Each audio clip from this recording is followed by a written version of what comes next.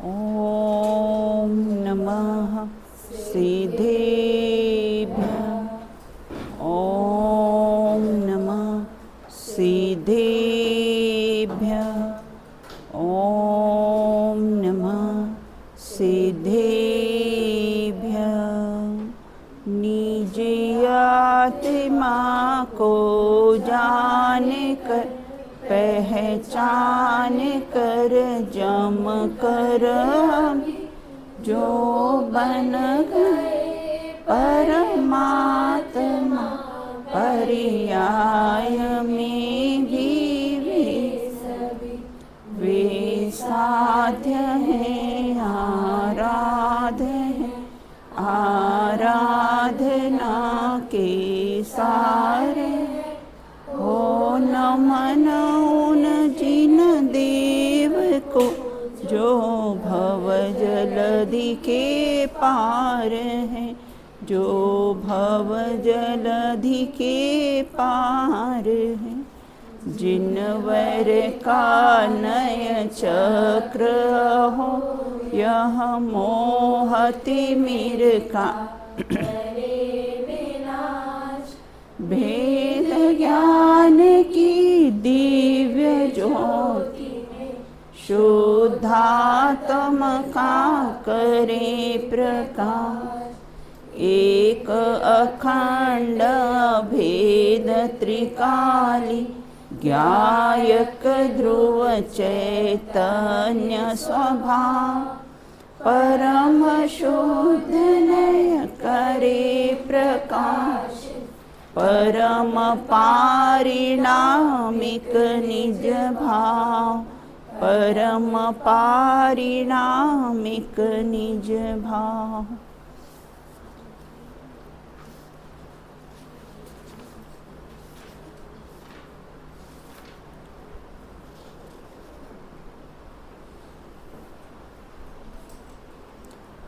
नया भास किसे कहती हैं?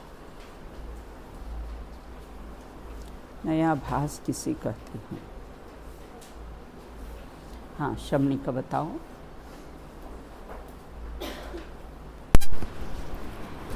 जो वस्तु के एक धर्म को मुख्य करके अन्य धर्मों को गौण करे वह तो नया है। फिर इसमें कहा है कि यदि अन्य धर्मों को गौण करने के बदलने उसका निषेध किया जाए तो वह मिथ्या नय और नया भास है। हाँ, सिंपल सी बात है। नए तो किसे कहते हैं? वस्तु स्वरूप को समझने के लिए हम कैसा है मुख्य गौण करते हैं, लेकिन उसमें कैसा है, आइए तो उसमें से कैसा है हम अन्य धर्मों का निषेध करते हैं, उसका नाम क्या होगा? नया भास हो जाएगा। बिल्कुल, ये सब समझ में आ गया। अपनी चर्चा यहाँ पर नए चक्र ग्रंथ के माध्यम से ना उसका जो छठा चैप्टर है नया भास, उस पर अपनी चर्चा अपन ने प्रारंभ की थी।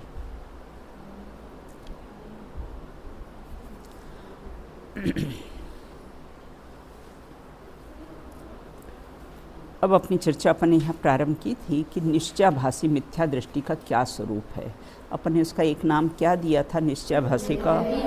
निर्भय पापी। पाप करने से डरता ही नहीं है वो बिल्कुल। और क्यों नहीं डरता है? आत्मा तो खाता नहीं, अब चाहे जो खाओ। ऐसा निश्चय नहीं का आश्रय लेकर क्या करता है? पाप करने, इसलिए उसको क्या कहा है? निर्भय पापी। व्यवहाराभासी को तो एक बार चांस है बेटा, लेकिन निश्चयाभासी को तो बिल्कुल भी चांस नहीं है। बिल्कुल। तो अपनी यहाँ पर चर्चा चल रही थी कि जो निश्चयाभासी उसकी क्या क्या मान्यता रहती है। तो क्या मान्यता है? पहली मान्यता क्या है? पहली मान्यता, हाँ अणिमा बताइए।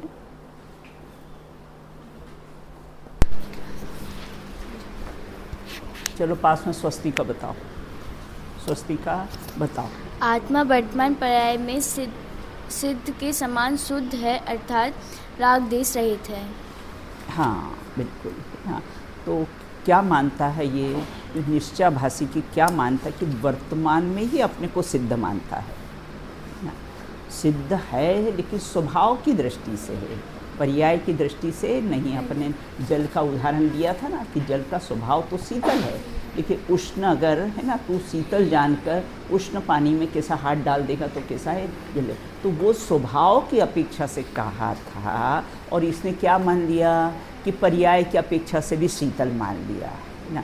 उसी प्रकार से सिद्ध समान कहा है तो उसको कैसा है, द्रव्य दृष्टि से, स्वभाव की दृष्टि से कहा है, और पर्याय में भी ये इसको अपने को वर्तमान में कैसा है, सिद्ध मानता है। तो और रागादिक रहित मानता है कि मैं रागादिक रहित हूँ, तो फिर ये स्त्री पुत्र पुत्रादि शरीर से राग कौन कर रहा है। तो इस प्रकार से फिर दूसरा पॉइंट, अपने आत्मा की वर्तमान पर्याय में केवल ज्ञान प्रकट है, वर्तमान पर्याय में ना। तो अगर वर्तमान में हमें केवल ज्ञान है तो केवली तो बेटा सबको जानते हैं, फिर हम तो क्या है पीठ के पीछे भी क्या हो रहा है तो वो भी नहीं हम जान पाते हैं बिल्कुल। तो इस प्रकार से वो सब बिल्कुल जान, और फिर ये हमको जानने की जिज्ञासा क्यों हो रही है। और केवल ज्ञानी को तो सब ज्ञान में झलकते हैं, और हमको तो क्या है, जानने की जिज्ञासा हो रही है। इससे सिद्ध होता है कि वर्तमान पर्याय में केवल ज्ञान प्रकट नहीं, सर्वज्ञत्व शक्ति है बेटा ना, सर्वज्ञत्व शक्ति है, लेकिन वर्तमान में वो अपने आप को केवल ज्ञानी मानता है। कौन? निश्चयाभासी, बराबर। थर्ड पर आत्मा द्रव्य कर्म नौ कर्म भाव कर्म से रहित होने के कारण है ना, और है ना, फिर कर्म का उदय किस में आता है, कर्म से रहित है तो ये कर्म का उदय देखना है। कोई दरिद्री है, कोई धनवान है, कोई सुरूप है, कोई कुरूप है, ये सब उदय किस में देखने में आ रहे हैं, तो जीव में तो देखने में आ रहे हैं ना बिल्कुल। तो अगर कर्म से रहित हो तो फिर ये परिणाम अपने को दिखेंगे ना, कोई रागी द्वेषी है, कोई मंदकशाई है, कोई रागी द्वेषी है, ये सब देखने में आ रहे हैं बिल्कुल। व्रत शील संयम आदि को बंध का कारण मानता है, अतः सर्वथा त्याज्य है बिल्कुल ना। व्रत शील संयम आदि तो शुभ भाव है और ये बंध के कारण, इसे नहीं करना चाहिए। तो ये नहीं करना चाहिए तो फिर क्या करना चाहिए, फिर क्या है, विषय भोगों में प्रवर्तन करना चाहिए। ये नहीं करना चाहिए तो फिर क्या करेगा, विषय भोगों में कैसा है प्रवर्तन करेगा, तो वो तो उचित नहीं है। वे उपवास में धर्म नहीं है तो खाने में धर्म है, खाने में धर्म है क्या, बोले खाने में तो और पाप का परिणाम है बिल्कुल। तो इस प्रकार से ये ऐसा पाप पुष्ट करता है, निर्भय पापी ना। शास्त्र अभ्यास भी पर द्रव्याश्रित होने से है बिल्कुल। अरे शास्त्र अभ्यास भी ये कैसे, एक तो आत्मज्ञान ही ज्ञान है, शास्त्र अभ्यास को निरर्थक बताता है ना। पेपर पढ़ने को निरर्थक नहीं बताएगा, टीवी सुनेगा, पढ़ेगा, समाचार सबको पढ़ेगा, उसमें कैसा है तू है ना, उसमें तेरे को निरर्थक नहीं लगता है, और शास्त्र स्वाध्याय तेरे को निरर्थक लगता है। तो किसके लिए निरर्थक कहा है, वो जो मुनि राजों के लिए निरर्थक कहा है, तेरे लिए तो अभी निरर्थक नहीं है बिल्कुल ना। सात तत्व के चिंतन को कैसा है, विकल्प ठहराते। अरे सात तत्वों का विचार करो, सात तत्व के नाम, फिर उनकी सात तत्व की भूले, ये सब विकल्प लगता है। और केवल आत्मा का चिंतन करना चाहिए बिल्कुल है ना, वो ठीक है। घर गृहस्थी के कार्य तेरे को विकल्प नहीं लगते। निश्चयाभासी अगर ऐसा कहता है कि कैसा है कि ये मतलब सात तत्व का चिंतन वगैरह कैसा है, बंधन लगता है, तो तू घर गृहस्थी का कार्य करता है तो उसमें तुझे विकल्प नहीं लगता है। भोजन बनाना, भोजन खाना, व्यापार धंधा करना, वो विकल्प नहीं लगता है, और शास्त्र अभ्यास को विकल्प बताता है बिल्कुल ना। तपस्या आदि को वृथा क्लेश कहता है, तपस्या आदि नहीं, ये सब क्लेश है, सब शरीर को दुख देने वाले हैं, क्लेश बताता है। तो फिर कैसा है, खाने पीने में फिर मज़ा होना चाहिए बिल्कुल, इसको क्लेश है तो बिल्कुल वो तुझे क्लेश नहीं लगता है। परिणाम शुद्ध हो तो बाह्य त्याग करने की क्या आवश्यकता है। कितना अच्छा पॉइंट है, क्या है, हमको तो हमारे परिणाम शुद्ध रखना है, बाह्य क्रिया चाहे जैसी भी हो बिल्कुल है ना। तो इस प्रकार से ये कहता है, तो जब भी ग्रहण पूर्वक बेटा त्याग होता है ना, क्या कहता है, पर बाह्य त्याग नहीं, ग्रहण पूर्वक त्याग होता है बिल्कुल है ना।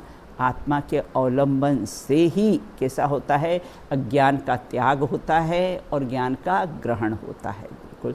तो परिणाम शुद्ध होना चाहिए, बाह्य त्याग व्याग से कोई मतलब नहीं है। तो इस प्रकार से तो बोलते ग्रहण पूर्वक कोई भी वस्तु ग्रहण होती है, शुद्धात्मा का ग्रहण होगा तो सहज ही बाहर में कैसा है, वस्तु का त्याग हो जाएगा बिल्कुल। हाँ, प्रतिज्ञा करने में बंधन होता है, अतः प्रतिज्ञा रूप व्रतादि को अंगीकार नहीं करना चाहिए। नहीं, प्रतिज्ञा हम नियम नहीं लेंगे, हम रात्रि भोजन का नियम नहीं लेंगे, हम खाते नहीं हैं, लेकिन हम कैसा है नियम नहीं लेंगे। हम प्रतिज्ञा में बंधने वाले नहीं हैं, हमें प्रतिज्ञा नहीं लेनी और हमें बंधना नहीं है बिल्कुल। और अगर देखो नियम लेते हैं ना बेटा तो क्या होता है, उसका दृढ़तापूर्वक पालन होता है।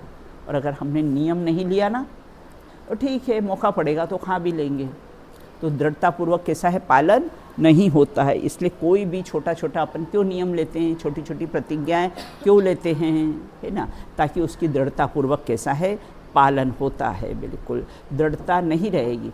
देखो ये ब्रह्मचर्य व्रत भी लेते ना बेटा ना, आज पंच कल्याण वगैरह में ब्रह्मचर्य तो समाज की साक्षी में लेते हैं।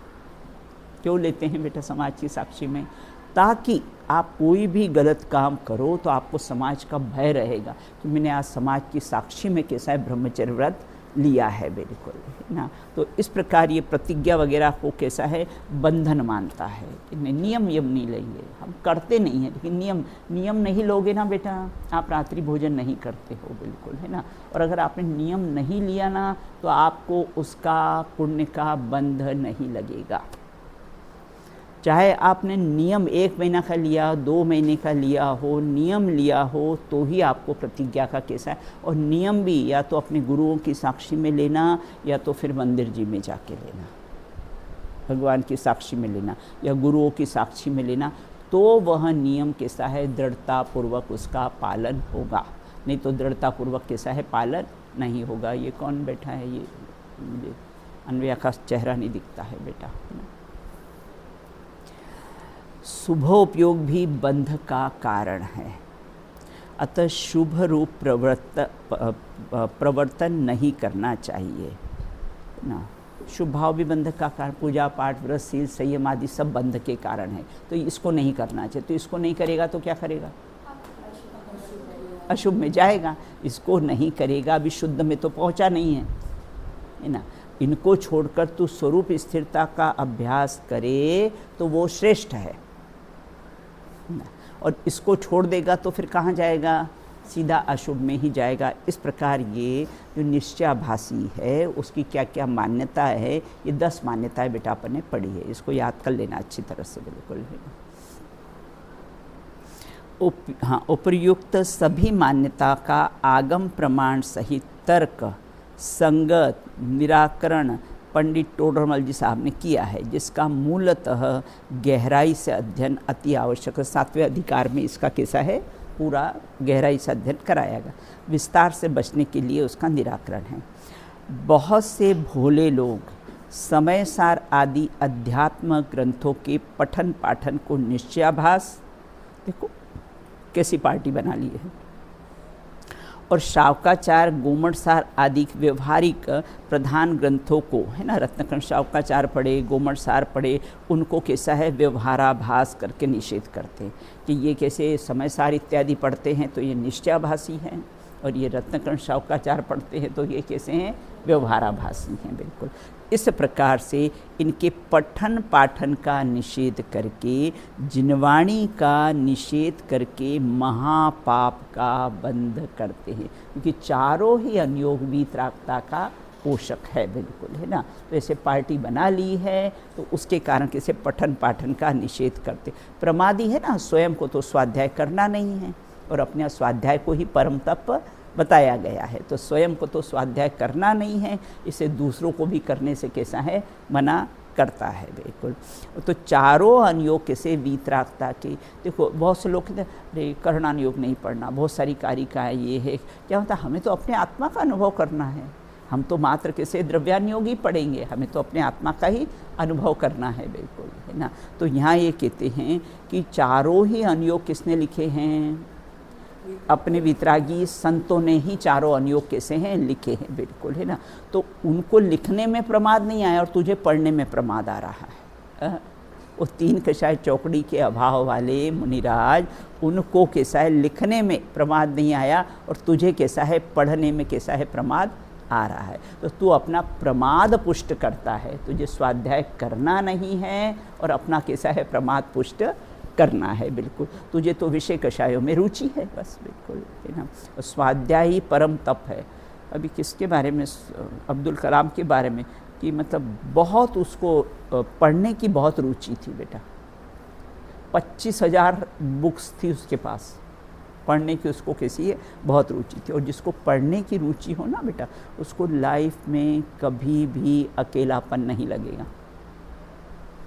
बुक्स उसकी सच्ची साथी है बिल्कुल। तो उसको कभी लाइफ में अकेलापन नहीं लगेगा कि अपने जिनवाणी अपने साथ है, अपन अपनी माँ के साथ रहते हैं, तो कहाँ अकेलापन अपने को लगे। बिल्कुल तो पढ़ने की रुचि देखो, अपने यहाँ तो ना विदेशों में तो बेटा है ना, यहाँ अपने यहाँ तो लाइब्रेरी वगैरह नहीं होती, वहाँ तो 6-6 महीने कोई बच्चे को स्टार्टिंग से लाइब्रेरी में ले जाते हैं। और इतने पढ़ने का शौक़ रहता है वहाँ बच्चों को, हर मतलब वीक में इतनी बुक्स लाइब्रेरी से ले आते हैं, फ्री बुक्स, और बहुत बढ़िया बुक्स रहती है बिल्कुल। और ला के पढ़ के बच्चों को तो रीडिंग का शुरू से बच्चों को आदत डालते हैं, तो पढ़ने का बहुत शौक़ रहता है। अपने यहाँ गपशप लगाने का, बैठ के टाइम मिले गपशप करे, निंदा करे, इसकी उसकी तेरी मेरी करने की आदत है बिल्कुल। तो पढ़ने का शौक़ होना चाहिए बिल्कुल। तो वीतरागी संतों के द्वारा रचे गए हैं चारों ही अनुयोग जिनागम के अभ्यास को व्यवहार से सम्यक ज्ञान कहा है। देखो क्या कहा है ना, कि जो स्वाध्याय करता है, स्वाध्याय को परम तप कहा है बिल्कुल। और कैसे 2-4 घंटा गुरुदेव श्री फरमाते थे, 2-4 क्लाक स्वाध्याय जोइए ना, 2-4 घंटे दिन में कैसा है स्वाध्याय करना चाहिए, सेल्फ ना, सेल्फ स्टडी। अतः किसी भी शास्त्र के अभ्यास को किसी भी प्रकार का आभास कैसे कहा जा सकता है कि ठीक है रत्नकर्ण शावकाचार्य पढ़े तो वो कैसे व्यवहाराभास, समयसार पढ़े तो निश्चयाभास। तो बोले किसी भी शास्त्र को कैसे आभास कैसे कहा जा सकता है, चारों ही अनुयोग वीतरागता के पोषक हैं बिल्कुल, तो आभास नहीं है। निश्चयाभासी अध्यात्म के माध्यम से स्वच्छ, देखो बेटा है ना, जिनवाणी तो स्वच्छंदता नहीं सिखाती ना।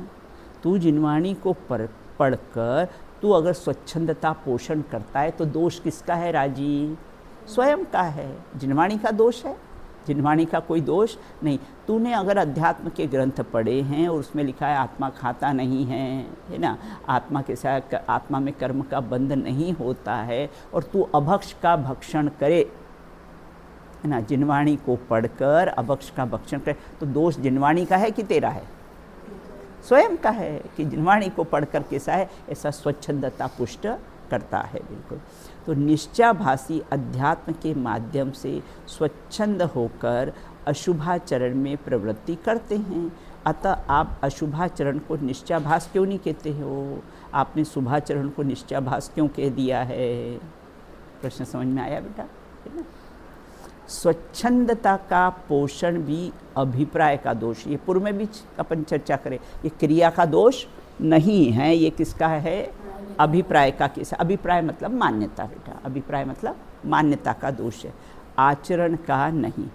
क्योंकि जिनागम के आधार पर विषय कषायों को पुष्ट करने की अर्थात दोष रूप न मानकर उचित ठहराने की वृत्ति ही कैसा है, निश्चयाभास है बिल्कुल।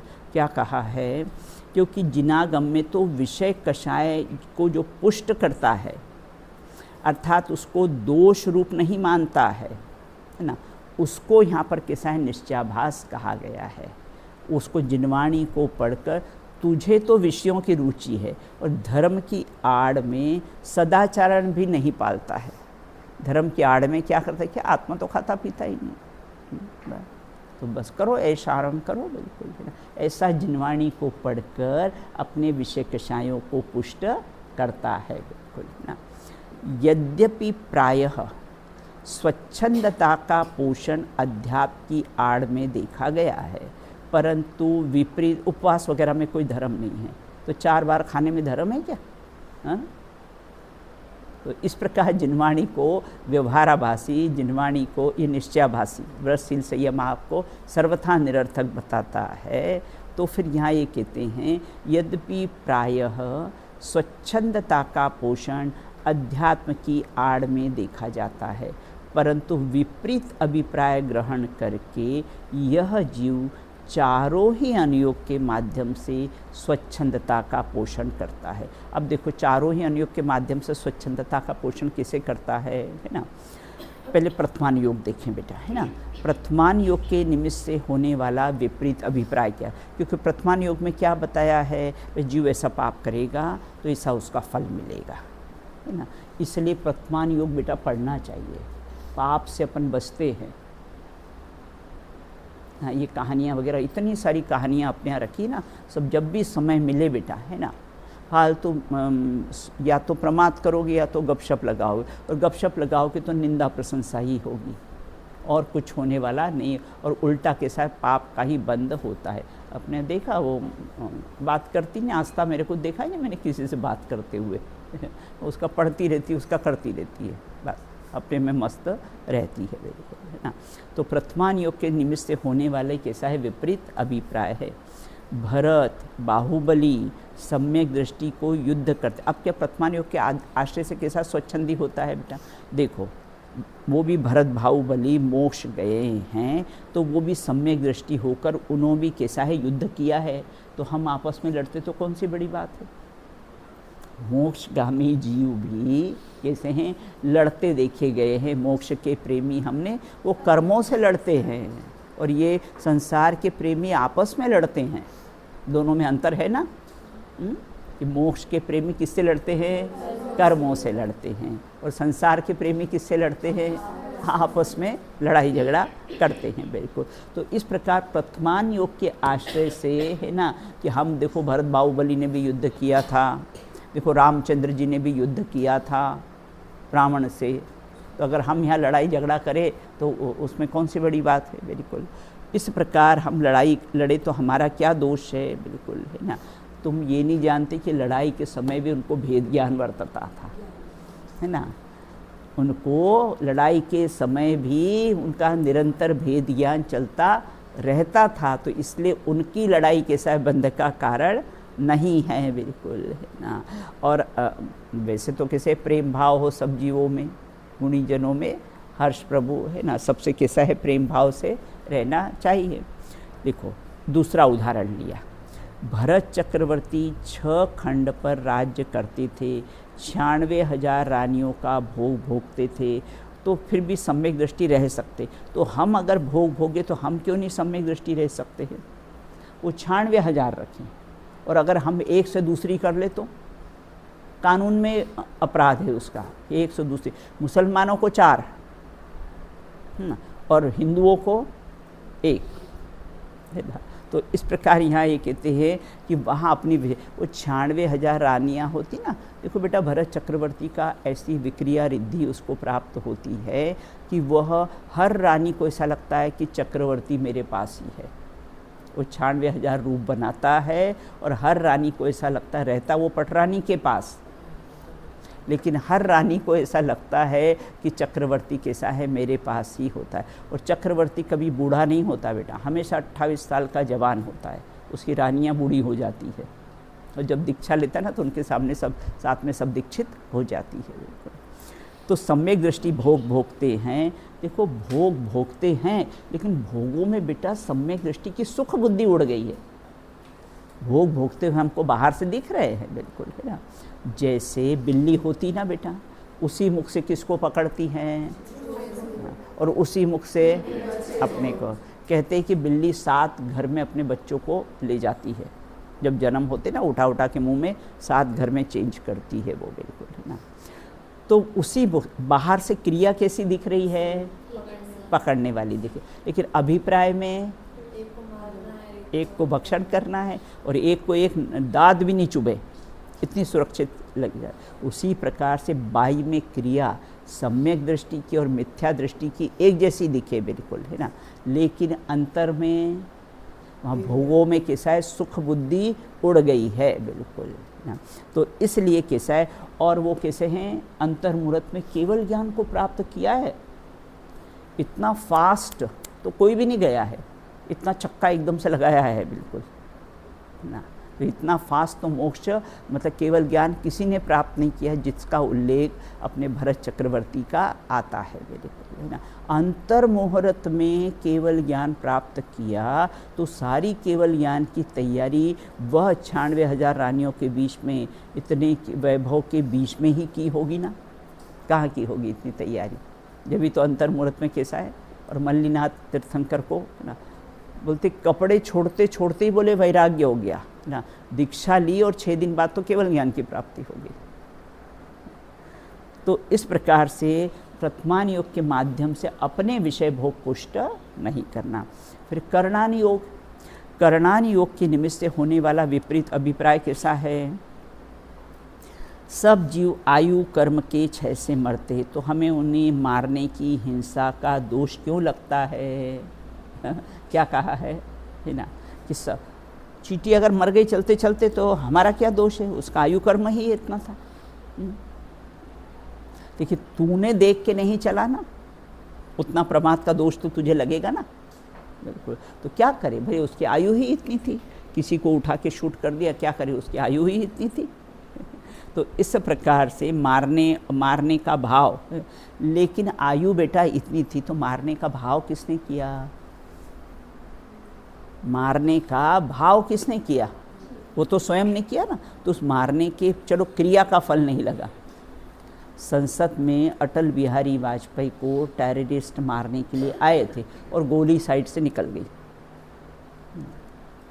तो वो कैसा है, तो उसको दोष लगा कि नहीं लगा बेटा, लगा। क्यों, क्योंकि भाव किसने किया था, अभिप्राय तो मारने का था ना, वो तो उसका आयु कर्म शेष था, तो वो कैसे हैं, बच गए बिल्कुल, है ना। बाकी अभिप्राय तो और पकड़े गए वो तो फिर बिल्कुल। तो इस प्रकार से करणान योग के निमित्त से स्त्री पुरुष वेद कर्म के उदय से विषय वासना होती, इसमें हमारा क्या दोष है। हमको अगर विषय वासना के परिणाम होते हैं, आप लोग की उम्र में विषय वासना के परिणाम होते हैं, 8 साल के बच्चे को कोई है ना विकार मन में करा के बता दे और 20 साल के बच्चे को कोई विकार रोक के बता दे, तो इसमें हमारा क्या दोष है। हमारी उम्र के प्रमाण हमको इस प्रकार के भाव आएंगे ना। इस प्रकार से जिनवाणी को पढ़कर अपने विषय कषाय कैसा है पुष्ट करता है, लेकिन वो वेद कषाय का जो भाव है वो भाव किसने किया, जो आपको विषय सेवन का भाव आया तो भाव किसने किया, भाव तो कैसा है, जीव ने ही किया है। अब देखो तो 2 हो गए ना बेटा अनुयोग, प्रथमान योग से कैसे विपरीत अभिप्राय है और करणान योग से कैसा है, कैसा विपरीत अभिप्राय। अब चरणान योग के निमित्त से कैसा मतलब चरणान योग पढ़कर ये जीव कैसा स्वच्छंदी होता है, रत्नाकर शावकाचार वगैरह पढ़कर ये जीव कैसे स्वच्छंदता को पुष्ट करता है। रात्रि भोजन त्याग, ब्रह्मचर्य तो आजकल तो इतना चल गया है बेटा, है ना। ये जो साइंटिस्ट लोग हैं, डॉक्टर्स लोग हैं, सब बोल रहे हैं कि सूर्यास्त के पहले भोजन करना चाहिए। बहुत आ रहा है बेटा पेपर में ना। ये उपवास वगैरह से बीमारियां ठीक कर रहे हैं। फास्टिंग का इतना अभी हो गया है कि कोई भी बीमारी हो ना तो आप फास्टिंग करो ना, तो उपवास करो तो उससे बीमारियां ठीक कर रहे हैं बेटा, है ना। तो इस प्रकार से रात्रि भोजन का त्याग सब बेटा अपने जैन धर्म के प्रिंसिपल्स को अपना रहे हैं ना, विदेश हो चाहे देश में हो बिल्कुल। और अपने यहाँ तो आज के रहें, अपने यहाँ तो बरसों से चल रहा है उपवास, है कि नहीं। बरसों से कैसा है अपने यहाँ तो रात्रि पहले तो बेटा शाम के बाद तो, है ना, अपने यहाँ जैनों में तो अपना रसोई घर खुलता ही नहीं था बिल्कुल। जो शाम के बाद बंद किया तो फिर कोई काम ही नहीं खोलने का बिल्कुल, है कि नहीं। और हमारे यहाँ तो आज भी रात्रि भोजन आलू प्याज वगैरह कुछ भी नहीं, बरसों से बचपन से देखते आ रहे हैं और अभी भी बिल्कुल नहीं। और बराबर सब आगामी पीढ़ी भी सब पढ़ी लिखी लेकिन सब लोग कैसा है फॉलो कर रहे हैं। तो रात्रि भोजन का त्याग ब्रह्मचर्य तो 6वीं और 7वीं प्रतिमा में कहे हैं, इसलिए हम इसका अभी से पालन क्यों करें, है ना। रात्रि भोजन है ना, अपना 11 प्रतिमा है ना बेटा, तो इसमें रात्रि भुक्ति ब्रह्मचर्य तो कैसे ब्रह्मचर्य का तो 7वीं प्रतिमा में है। और हमें अभी विकार होते तो कौन सी बड़ी बात है, अभी हमें कोई 7वीं प्रतिमाधारी थोड़ी हैं हम बिल्कुल।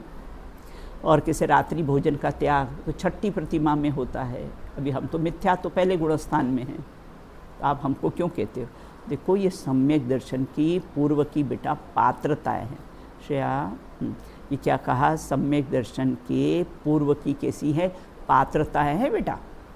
ये सम्यक दर्शन होगा ना तो पूर्व में इस प्रकार के भाव आए बिना रहेंगे नहीं, सदाचरण के भाव आए बिना रहेंगे नहीं हैं।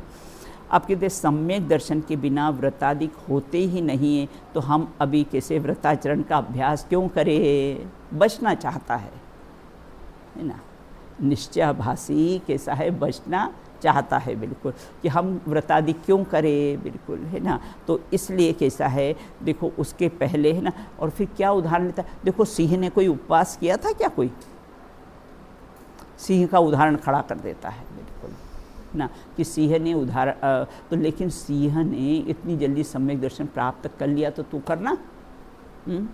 उसने एक उपदेश से सम्यक दर्शन प्राप्त कर लिया था और तू तो इतने सालों से स्वाध्याय कर रहा है, फिर भी सम्यक दर्शन की प्राप्ति नहीं हो रही। तो सम्यक दर्शन के बिना व्रतादिक तो होते नहीं हैं, इसलिए व्रताचरण का अभ्यास क्यों करें भैया? ये तो कषाय की मंदता और सदाचरण रूप कैसा है ये आचरण हो बेटा। ये भाव आए बिना रहते नहीं। अब धर्म के क्षेत्र में आओगे तो बेटा आपको है ना, अन्याय करे, झूठ बोले, पाप करे, हिंसा करे, ये इस प्रकार के भाव सहज ही आएंगे कि ऐसा हमको नहीं करना चाहिए। बिल्कुल लाने नहीं पड़ते हैं बेटा, इस मार्ग में आएंगे तो सहज ही ऐसे भाव आते हैं बिल्कुल। अब ये देखो मुख्य बात है, द्रव्यान योग के निमित्त से कैसा विपरीत अभिप्राय करता है ना। द्रव्यान योग के निमित्त से कैसा अभिप्राय? देव सास गुरु पर द्रव्य है। शरीर तेरे को पर द्रव्य नहीं लगता। देवसास गुरु तेरे को पर द्रव्य लगते हैं, क्यों शमनी का?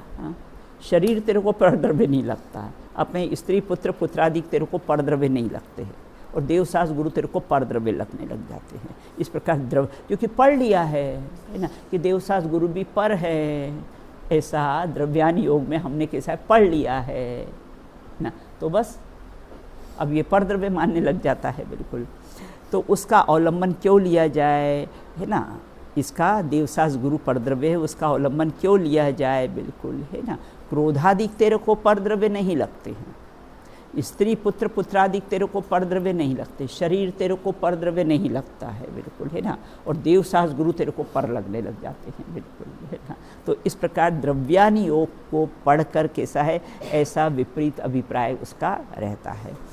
जिस समय जो पर्याय होने वाली है वही होगी, अतः विषय कषाय के परिणाम भी अपनी क्रमबद्ध पर्याय की योग्यता से हो रहे हैं। इसमें हम क्या करें भाई, हमें कोई विकार का परिणाम आया मन में तो क्रमबद्ध पर्याय में वो निश्चित है वो पर्याय, अब इसमें हमारा क्या फॉल्ट है? ऐसा द्रव्यान योग पढ़कर निश्चित है बराबर बिल्कुल क्रमबद्ध में निश्चित है ना। तो अब एक काम करना, भोजन करने मत जाना भोजनालय में, जब मुख में आना होगा तब आ जाएगा, वहाँ लगा ना तो क्रमबद्ध पर्याय है ना।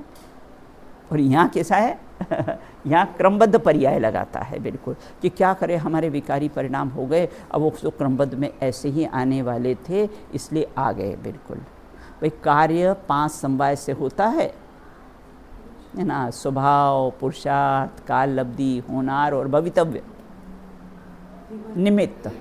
हाँ कौन से बेटा?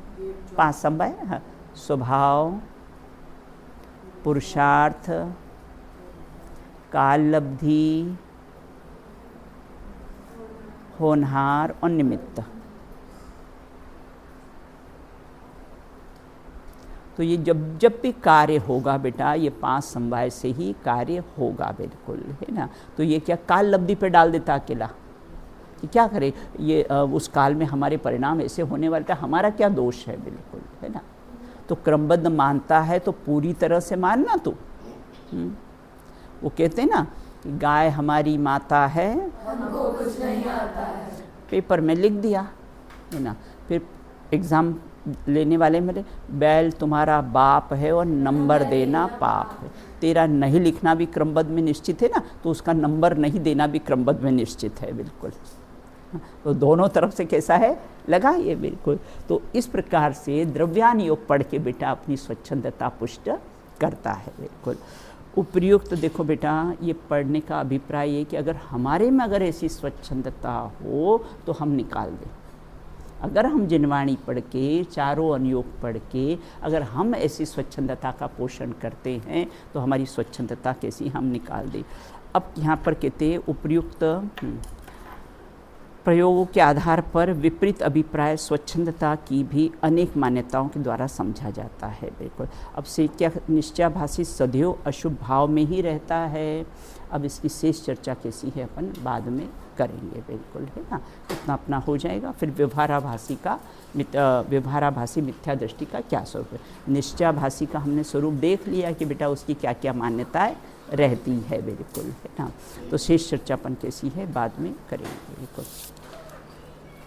चलो बोलो बेटा, चलो बोलो बेटा।